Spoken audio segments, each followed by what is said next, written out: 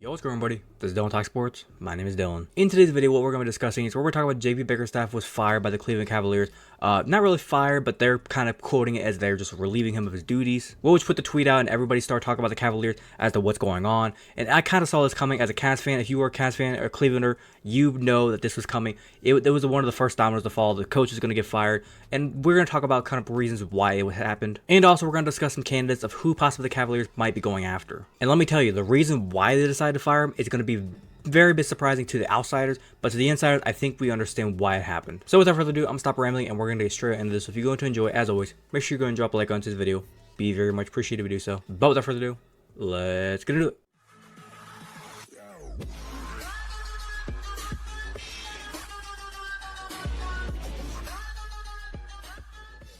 Alright, before we go any further, I want to let you guys know all the info you're going to be seeing on screen, everything from the tweet from Woj to a couple articles I have here. I'll have them all linked in the description below, so if you want to go check it out for yourself, feel free. But as I said, JB Bickerstaff, he's fired now after coaching with the team for 5 seasons. He got the head coaching job back in 2020 as an interim coach underneath Coach Bleen.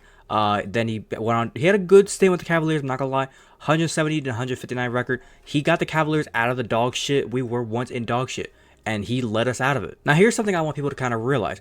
When JB Bickerstaff first was fired, as we know, when LeBron James left, we were in pure shit. But it took JB Bickerstaff not even, 2 to 3 years, and he had us in the play-in tournament against the Atlanta Hawks. We had a chance to go to the playoffs that year. I think some people forget about it because now we've had the whole run with Donovan Mitchell these 2 seasons, and everybody just forgets about all that. Now, here's something I kind of want to think about with JB Bickerstaff. The reason why they fired him, and I understand why. If you're an outsider and you're looking at it and you're saying, well, why would they fire him? They just got to the semifinals. This team has been nothing. They're doing good. Why would you let him go? It's pretty simple. The whole backstory of it is, I think JB Bickerstaff and Donovan Mitchell, especially Donovan Mitchell does not really like the way of how JB Bickerstaff's coaching style is. And I'm wondering if the front office kind of saw that. And they're saying right now, we would rather have Donovan Mitchell than have JB Bickerstaff. I'm sorry, JB. You might be a really good coach. You're probably going to be a good assistant coach somewhere else next season. But right now, we want Donovan Mitchell. The other reasoning behind it is I think he's had the 2 seasons of the biggest challenge he's going to have. And this was a big challenge. Can you make Darius Garland and Donovan Mitchell coexist on the court? And can you make Jarrett Allen and Evan Mobley coexist on the court? You've had 2 years to figure it out, and it still never worked. It's like he could just never figure it out. He got close with the Jarrett Allen, Evan Mobley experiment, but the Darius Garland and Donovan Mitchell experiment, it just never could fit. They couldn't figure it out. Something to look at with JB Bickerstaff is I think this Cavaliers team, they look at the roster, and I'm not gonna lie, you look at the roster, and I don't really think they're like championship caliber players or right now. Now, can they grow into it? Has every player on the team shown that they can play at a championship level? Yeah, sure. At some point in time, they've shown it. We know what Mitchell is. We know what Garland is. We've seen him go off. Evan Mobley, Jarrett Allen. We've seen the bench guys, Isaac Okoro, or Sam Merrill.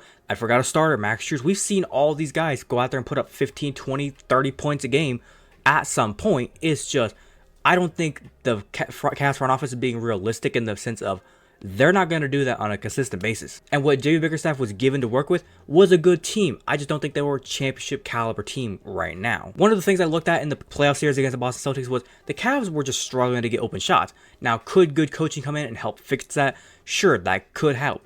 But I see this team not even winning the finals, though. Because even if they got past the Boston Celtics, the Cavs might have ran into a buzzsaw with the Indiana Pacers, and then they might have also ran into another buzzsaw with whoever comes out of the West. I think the Cavaliers were still at least like another year away. I said it before the season started. I think they were at least another season away.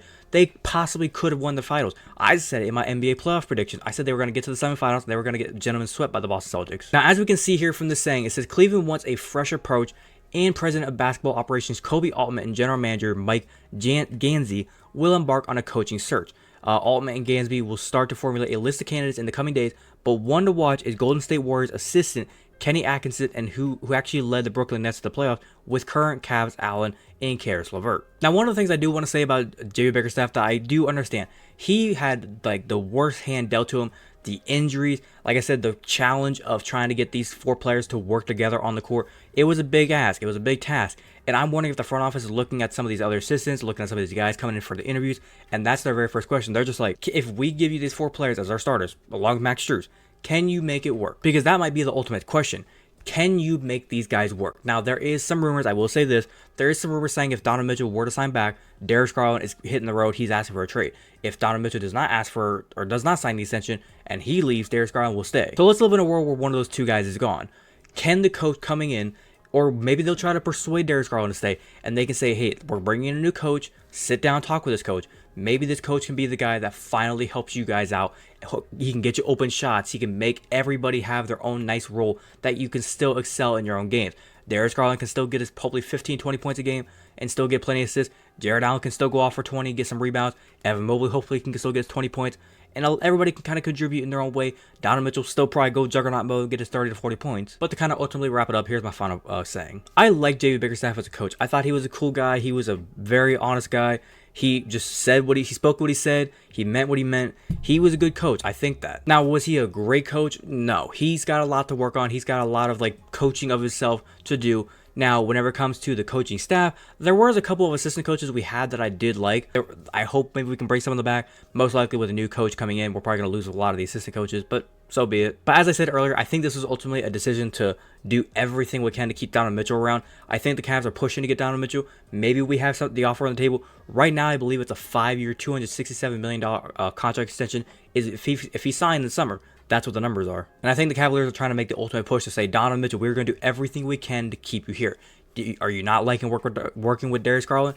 We'll trade him. We'll get some new pieces in here. Pieces that you can work with and maybe some pieces that you like. Oh, you don't like the coach? You don't like JB Bickerstaff? Okay, JB, you're fired. We're going to go get a new coach in here. Maybe we'll have you involved in the head coaching search, and we can get somebody in here that you like their style, maybe you like the way their offense, their defense, whatever it may be. We're going to get people in here that you like and you are comfortable with. But to kind of wrap it up, good luck to JB Bickerstaff wherever you go, whether you get another head coaching job or whether you become assistant, wherever you go. Good luck to you, sir. Hopefully you have a good career. But for the Cavaliers, I'm curious to see who's going to be the new head coach or the new head coach for this team. Whether it's one of those two guys that I named off or if it's somebody different, I'll be excited to see who it is. But other than that, I think I'm going to wrap it up there. Hopefully you guys did go and enjoy today's video. If you did enjoy, as always, make sure you go and drop a like on today's video. Be very much appreciative to do so. If you wanted to watch the entirety of today's video, thank you very much. And like I said, if you have an opinion, do you agree or disagree with anything I said? Do you like the JB Bickerstaff fire? Do you think they should have kept him? Who do you think they should hire to be the new head coach? Whatever your opinion may be, leave your complete opinion down in the comment section down below. Be more than welcome to talk about with you guys. If you're a fan of the content that I do post here and you want to go and hit that big red subscribe button, feel free to do so. And do not forget to hit that little notification bell. Be notified the second I post. But without further ado, this has been Down Talk Sports.